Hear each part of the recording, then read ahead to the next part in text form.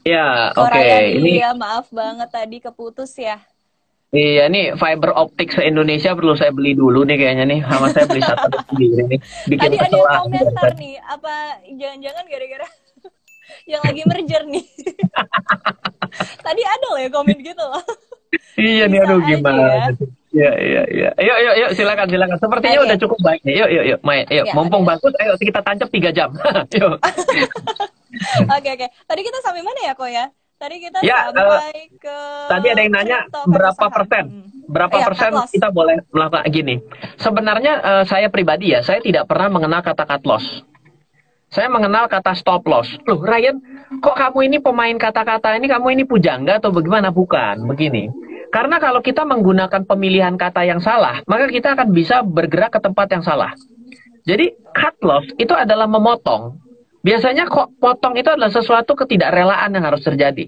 Stop loss itu adalah bagian dari kesadaran. Gitu Betul. loh. Jadi kita harus sadari dulu bahwa stop loss itu adalah sesuatu yang harus kita sadari adalah suatu hal yang perlu untuk menghentikan suatu kondisi lebih rugi lagi. Please stop. Nah, bicara mengenai stop loss, kita tidak pernah ada gambaran yang pasti dan sama bagi semua orang. Nah, tergantung strateginya. Jadi, pertama, kita harus kenal dulu strategi kita itu apa. Oh, saya itu trading saham dengan menggunakan, misal saya swing trading. Pasti akan beda cara pengambilan keputusan menyatakan dia rugi dibandingkan seorang long term trade. Ketika dia misalnya swing trade untuk misalnya bulanan, mungkin dia melihat oh saya akan stop loss ketika ini jebol support kesekian. Dan ketika itu terjadi ya please Anda lakukan saja stop loss saja. Segera ya. Iya, nah kita harus tahu nih strategi itu ada dua jenis, yaitu adalah yang benernya sering, untungnya kecil, atau benernya jarang, untungnya gede. Nah, Oke. biasanya benernya ketika benernya sering, untungnya kecil, kita harus tahu rata-rata untung berapa. Nah, segitu juga lah potensi resiko yang harus kita batasi. Contoh nih, misalnya teman-teman semua gitu ya, sobat cuap-cuap cuan mau baca buku Ryan judulnya Investasi Saham ala Swing Trader Dunia. Itu rata-rata untungnya 3-5% per satu kali posisi. Ditanya dong, berarti setiap kali stop loss kira-kira berapa? Ya udah, kalau untungnya setiap posisi 3-5% potensinya, ya potensi ruginya kita batasi 3-5%. Jadi 1 banding 1 dong. Mm-mm. Nah, jadi Betul, kira-kira betul. tuh begitu. Jadi berapa persen? Wah, jujur nggak bisa jawab nih kalau berapa persen. Oke. Tapi Matematikanya ada harus deh jalan begini. sendiri ya, kira-kira sendiri Harus ya, jalan. hitungnya sendiri. Harus jalan. Karena kita beda-beda strateginya. Ketika dia kasih tahu dengan persentase versi orang lain bisa jadi nggak sama. Gitu. Ya, oke. Nah, tapi perbedaannya nih kan mungkin ya ada yang kayak oke, kalau turun sekian sekian persen cut loss deh. Tapi ada juga yang bingung nih ketika antara harus cut loss atau justru average down atau justru beli lagi deh di bawah gitu. Oke. Nah, itu kira-kira Ya, gimana nih nentuin ya, timing yang pas untuk strategi yang pas? baik. Prinsip dasarnya adalah ketika kita itu kita sama-sama ngelihat ya. Kita kita kita itu biasanya kan belajar dulu jangan yang beli dalam keadaan mahal, beli dalam keadaan murah. Beli dalam keadaan murah itu biasanya adalah buy on low atau buy on support. Oke, ketika buy on low dan buy on support pasti ada namanya low selanjutnya yang kita bisa baca. Selalu ada support selanjutnya yang kita baca.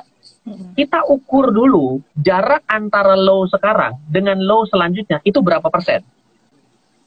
Lalu kita ukur ketika kita hitung dari low yang kita beli sekarang dengan potensi untung kita ke atas itu berapa persen. Misal, potensi Oke, untung dari posisi sekarang 5%. Potensi low ke low selanjutnya 20%. Berarti jawabannya adalah bye lebih bye. baik stop loss dulu daripada kita averaging down di bawah. Kenapa? Ya, Karena betul. potensi untung kita lebih kecil daripada potensi risk to risk selanjutnya. Resikonya. Betul, jadi kita batasi. Nah, tapi ketika kita menemukan low ke low, low ke low, dengan low to profit, itu adalah low ke low-nya lebih kecil. Misalnya, taking profit-nya 10%, tapi low ke low-nya cuma 3%. Berarti ketika dia turun ke low selanjutnya, kita boleh averaging. Kenapa? Karena masih di dalam range potensial upside yang kemungkinan bisa terjadi ketika dia reach balik kepada kita punya taking profit, target kita punya profit kan. Nah, jadi matematis seperti itu disebut dengan part of manajemen risiko. Itu kita mesti ukur. Jadi sebenarnya tidak ada suatu justifikasi yang tepat untuk menentukan apakah kita itu stop loss atau tidak atau averaging. Kalau saya begitu tuh caranya. Saya mengukur low ke low selanjutnya, low to taking profit. Nah, kalau low ke low selanjutnya lebih kecil daripada low to taking profit, maka saya boleh averaging. Tapi bila low to low selanjutnya jauh dibandingkan low to taking profit saya, itu saya biasanya check out duluan sebelum nyampe ke low selanjutnya. Lebih baik, misalnya gini, lebih baik saya low-nya itu saya tidak, baru 3% saya stop loss, ketika dia turun lagi ke low selanjutnya saya beli. Ngapain saya mesti rugi 20% dulu baru saya averaging? Lebih baik saya hentikan kerugian saya 3%, di turunan selanjutnya baru saya buy. Berarti kan saya hemat 17% kan? Ibaratnya begitu loh. Oke, berarti sebenarnya logikanya gampang banget ya, gitu kan, kita hitung aja nih kira-kira potensi profitnya berapa, potensi lossnya berapa gitu kan. Jangan sampai potensi profit lebih kecil dibanding potensi lossnya gitu. Nah, tapi untuk strategi ini apakah berlaku adil ini kok untuk misalnya saham-saham big cap sama small cap gitu? Karena kan banyak yang kayak misalnya ketika beli saham big caps gitu, ketika turun, udah deh average down deh gitu. Kadang-kadang perlakuan kita nih beda nih untuk saham-saham yang big cap, saham-saham yang mungkin menurut banyak orang prospeknya bagus gitu kan, sama saham-saham yang small caps ataupun juga yang dianggap gorengan nih. Iya, jadi begini. Coba saya tanya ya, sekarang ketika kita buka chart kita ini kan duduk sebagai seorang technical analyst. Ketika label namanya saya cabut, emangnya ada suatu hal yang membedakan sebuah grafik dengan grafik yang lain? Nggak ada. Jadi sebenarnya technical analyst itu tidak pernah mengenal jenis market cap, big cap, small cap, kucing kurap, gorengan dengan kolesterol tinggi, ya, terus abis itu koin micin lah atau apa-apa, itu kita nggak ada gituan. Tidak ada namanya ras, suku, adat, agama, budaya, dan apapun di dalam technical analysis. Jadi please baca chartnya, gitu. Ini dari tadi ini banyak yang memuji Mbak loh. Mbak cakep banget. Saya ini kalau saya diwawancara sama orang cantik, saya jadi pinter loh tiba-tiba. Emang udah pinter dari sananya, gimana? Emang udah ini pada berkumpul nih gara-gara Korean ini. Dari sini semua menyaksikan ilmu-ilmu dari Korean nih. Oke. Itu ya jadi intinya ya. Tapi kalau technical analysis jadi intinya perlakuannya harus sama ya, harus adil gitu. Nah, berarti emang technical analysis fokus aja technical analysis gitu, jangan campur-campur sama fundamental berarti ya. Jangan, kalau kita campur-campur kayak gitu nanti kita jadi mix analisisnya. Nanti kalau dari kayak gitu kita tiba-tiba bilang gini, kalau yang namanya saham big cap itu nggak ada stop loss, adanya averaging down. Nah, coba tes aja. Kenapa? Karena akan ada saja suatu kejadian sebuah big cap menjadi jelek. Ada gitu. Terus apa yang mau kita lakukan? Iya. Mau kabur tapi udah turun banget gitu ya. Udah terlalu jauh gitu. Iya, benar-benar. Oke. Nah, ini pertanyaan berikutnya juga dari mana ya? Ini banyak banget nih pertanyaan ini yang tadi udah kita save-savein juga dari sesi yang pertama ya. Oke, kita ke ini Nona Nita juga deh. Pertanyaan sama dari Nona Nita. Dari mana kita tahu potensi risk selanjutnya lebih besar atau kecil? Kan uncertain. Itu kan tadi kita bisa melihat analisa teknikal ya. Ya, kita bisa lihat support selanjutnya dong. Kita bisa lihat, kita bisa melihat support selanjutnya. Entah mau pakai pivot point, mau pakai Fibonacci retracement, mau pakai Bollinger yang kita bikin menjadi standar deviasinya berganda, kita mau pakai apapun ya boleh gitu. Itu silakan, Anda justifikasi sendiri. Itulah belajar analisis teknikal berarti gitu. Oke. Nah, untuk pemula nih, kita sedikit kupas deh analisa teknikal gitu, karena berlaku untuk dua-duanya kan, berlaku untuk saham, berlaku untuk kripto juga gitu. Yang paling mudah untuk mungkin newbie, untuk yang baru mulai belajar analisa teknikal, itu paling mudah kira-kira kita pakai yang mana sih? Oke. Saya ini aliran klasik ya, jadi ini mukanya katanya sih masih kelihatan muda, padahal umur udah tua gitu ya. Saya ini adalah orang yang suka dengan manual technical analysis. Jadi manual technical analysis itu saya lihat, harga tertinggi terus dia turun, berarti itu saya sebut resisten. Harga turun terus dia naik, titik bounce back-nya saya sebut sebagai support. Just simple seperti itu. Lihat dengan time frame. Nah, ini yang penting. Orang katanya begini, Ryan, titik tertinggi dan terendah untuk 1 bulan dan 1 hari kan beda. Kan pasti begini dong? Betul. Oke. Saya mesti lihat dengan 1 hari, 1 bulan, 1 minggu, 1 tahun. Nah, pertanyaan ini justru harusnya dibalik. Kita ini pingin ada di pasar berapa lama? Kita dari jarak waktu beli sama waktu jualnya berapa lama? 1 hari, ya udah berarti hukum itu kan aksi reaksi tuh. Kalau kita ingin kalau kita ini melihat bahwa 1 hari kita mau transaksi, berarti beli dan jual, berarti kita juga lihat data pasarnya 1 hari ke belakang dong. Gitu. Kan harus begitu. Kalau misalnya gini, Mas Ryan, kalau saya ini kalau saya ingin dari beli dan jualnya itu adalah 1 minggu, berapa lama data ke belakang yang saya bisa lihat sebagai support dan resisten? Ya jarak 1 minggu. Kan akan sangat lucu kan. Bagi Ryan, saya mau beli dan jual jaraknya 1 bulan. Saya analisa pasar 2 menit yang lalu, boleh nggak? Titik tertinggi 2 menit. Kan rada kayak begini. Saya pingin menikah. Saya mau menikah seumur hidup, tapi saya pacaran 1 hari aja. Apakah caranya analisa akan begitu? Kan jadi nggak equal dong, gitu. Nah, jadi sama. Jadi ketika kita melakukan technical analysis, kita melihat harga tertinggi dan rendah, kadang-kadang menjadi kebingungan. Karena kita nanya, Mbak pakai lihat berapa lama ke belakang? Ryan tahu pakai berapa lama? Salah, pertanyaan juga bukan gitu. Yang ditanya adalah, saya ini mau berada di pasar berapa lama? Dari situlah kita menentukan time frame ke belakangnya yang mau kita lihat. Terbalik tuh. Berapa lama di pasarnya, maksudnya berapa lama kita mau pegang saham itu kan? Betul. Betul. Oke. Nah, di sini banyak banget nih pertanyaan juga nih. Dari Nandi Ades, gimana cara kontrol greed and fear? Kok ini kayak pertanyaan banyak untuk banyak sekali pertanyaan yang sering banget ditanyakan juga ini. Gimana nih? Begini ya, 1, semakin sering ngeliat, maka akan semakin sering tergoda. Oke? Yang kedua, kalau nggak punya rencana, biasanya ngawur. Oke? Jadi, yang pertama dilakukan, begitu kita lihat, itu jangan langsung tergoda, tapi adalah membuat rencana dulu.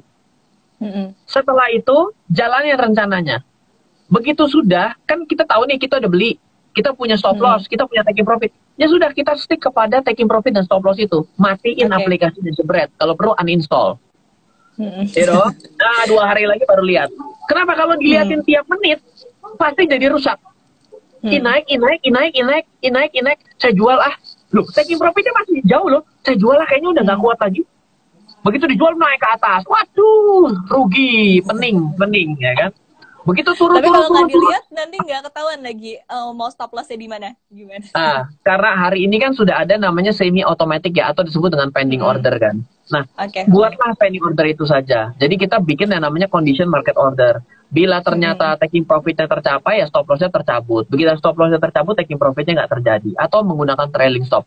Hari ini, itulah tugas para sekuritas mengupgrade sistem mereka agar menjadi semakin canggih, agar kita retail-retail ini bisa melakukan transaksi secara profesional. Ya, pilihlah sekuritasnya yang bisa mengadop hal tersebut. Gitu. Jadi selama sudah dijaga taking profit dan stop loss, kan berarti tinggal terpilih atas atau bawah kan? Yaitu gunanya melakukan technical analysis dengan disiplin seperti itu. Itu dia ya, berarti wah ini banyak banget ya masukan-masukan, inspirasi dan juga jangan nih ya dari Korayan tadi jangan lupa untuk sahabat cuan semua dicatat ya dan juga dipahamin, dimengerti gitu kan. Karena memang tadi ya, itu dia prinsip-prinsip ataupun juga basic-basic yang mungkin harus kita pahamin juga gitu sebelum kita terjun ke pasar modal. Oke, kita beralih ke pertanyaan berikutnya. Dari saya deh. Iya kok ya. Kan kalau trader sendiri kan banyak banget ya jenisnya ya. Ada yang swing trader, ada yang scalper gitu kan. Untuk pemula lebih aman atau lebih cocok stylenya yang mana sih? Gini, sebenarnya kalau saya mau bilang semakin kita itu melakukan transaksi dengan panjang, sebenarnya resiko menjadi lebih kecil. Karena kalau kita pendek, itu kita akan tergerus dengan yang namanya misal broker fee. Berarti kan contoh sederhana nih, kita gini. Kalau kita transaksi saham di atas fraksi harga yang 200 perak, maka 2 tik pertama itu jatah broker loh. Berarti boleh dibilang, berarti resikonya itu berarti jadi besar di kita. 2 tik itu kan harganya gede banget ya. Nah, betul. Jadi semakin kita panjang, berarti sebenarnya resiko kita semakin kecil. Karena broker fee dan lain sebagainya itu menjadi lebih kecil, lebih bersahabat buat kita. Nah, tapi kadang-kadang yang namanya pemula itu kan nggak sabaran ya, gitu ya. Kalau orang-orang yang sudah pengalaman itu kan jauh lebih tenang gitu ya, diem. Set aja diambil gitu kan. Sama lah kayak orang-orang yang udah sering pacaran sama baru sekali pacaran, berarti kan biasanya lebih nggak sabaran yang baru pacaran gitu ya. Saya nggak ngerti sih nggak sabaran apa, saya kurang paham. Saya mau nanya Mbak justru gitu. Pengalaman Jadi nih Pak ya. enggak, justru saya mau nanya katanya, bukan kata saya gitu. Nah, jadi sebenarnya kita sebenarnya lebih aman itu sebenarnya dalam sudut pandang mid to long term. Misal kita coba swing trading. Swing trading itu di Indonesia masih applicable. Kenapa? Karena dengan sudut pandang 2 minggu dan 1 bulan, itu sebenarnya kita bisa mendapatkan suatu profit yang cukup worth it dengan uang berapapun, persentase yang cukup nyaman dengan 35%, itu masih cukup achieve dibandingkan Anda hectic trade.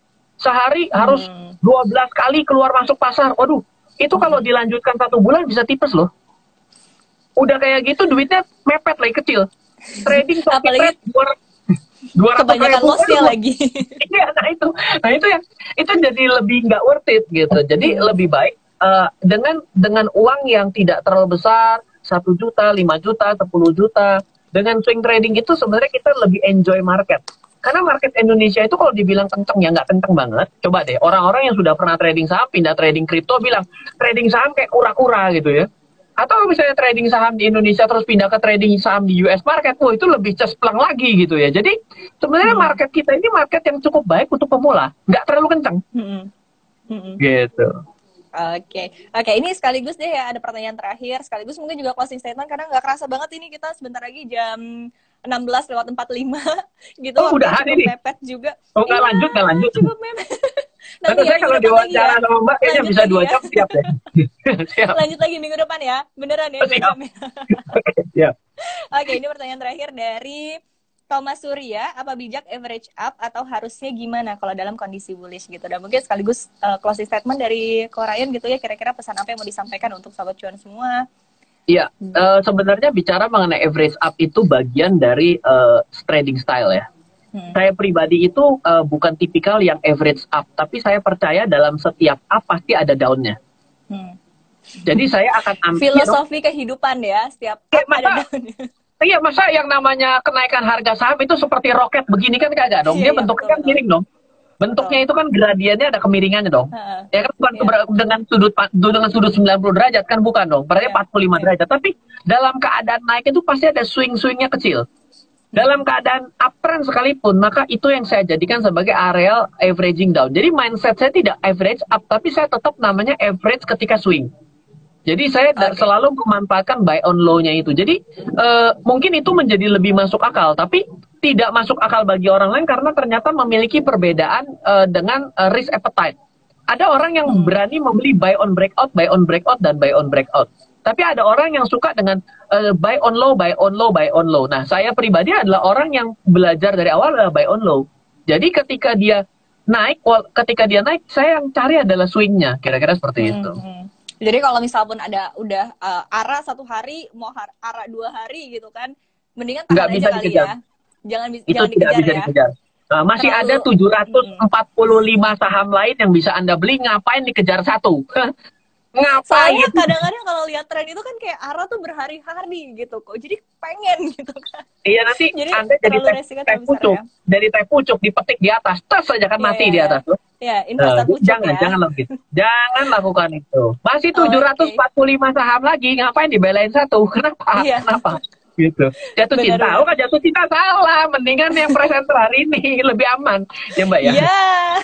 Iya, kita bantuin promo.